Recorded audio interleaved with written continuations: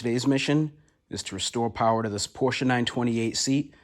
I was gifted this seat from a friend who didn't need it for his car, or maybe got it out of a junkyard, I don't remember. But that's going to replace the factory seat for my 65 GMC van.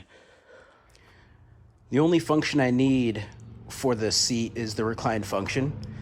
The power base made the seat too tall for the van, so I just got rid of that. And it actually makes it easier to adapt the seat to the existing seat rails that are there. I should just need to make 2 plates to move the mounting points to the original seat rails. I did some research on Pelican parts. I found the wiring diagram and such, and it, showed me that the red wire is the power to the seat, the brown wire is the ground, and then if you jump those 2 pins, that's what controls or what supplies power to the recline button.